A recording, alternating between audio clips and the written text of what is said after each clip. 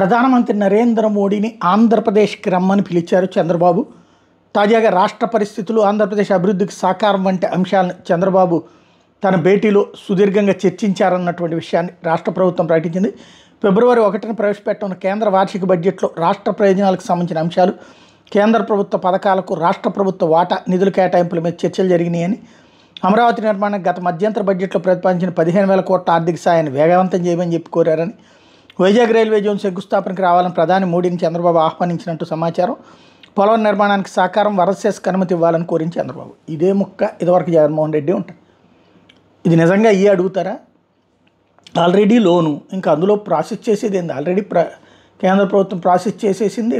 World bank నుంచి మనమే తీసుకుంటాం, ఏడీబీ నుండి వరల్డ్ బ్యాంక్. ఇంకా దాంట్లో ఈయన బాబు గారి మోడీతో అడిగేదే ఉంది ఇంకా కొత్తగా. రెండోది వైజాగ్ రైల్వే జోన్ శంకుస్థాపన. అసలు రైల్వే జోన్కి సంబంధించినటువంటిది ఎప్పటికోసారి నడిచింది కదా. ఇప్పుడు ఆ శంకుస్థాపన చేస్తూ మళ్ళీ కొత్తగా ప్లాన్ చేస్తే దానికి పిలవడంలో తప్పేం లేదు. అసలు అది ముందు ఎవరు డిసైడ్ చేయాలి? కేంద్ర ప్రభుత్వం డిసైడ్ చేయాలి, రైల్వే శాఖ డిసైడ్ చేయాలి. లేకపోతే పోలవరం నిర్మాణానికి కొత్తగా సహకారం ఏంటి? ఆల్రెడీ ఇస్తూ ఉన్నారు కదా. కాబట్టి ఇవన్నీ జస్ట్ దాన్ని ఏమంటారు, ఒక కృత్రిమంగా ఉండేటటువంటి వ్యవహారం అంతే. బట్ అసలు వాస్తవం ఏంటన్నటువంటిది సంథింగ్ రాజకీయం ఉంటుంది.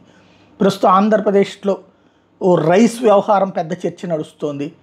అట్లాగే పంచాయతీరాజ్ రోడ్లకు సంబంధించినటువంటి ఇష్యూస్ నడుస్తున్నాయి, చాలా ఇష్యూస్ నడుస్తున్నాయి. బట్ అంతర్లీనంగా జరుగుతున్నటువంటి ఒక సంఘర్షణయుతమైన వాతావరణానికి సంబంధించిన తమదైనటువంటి వ్యవహారం, ఆలోచనలు కేంద్రానికి పంచుకోవాలి, చెప్పుకోవాల్సినటువంటి అవసరం ఉంటుంది.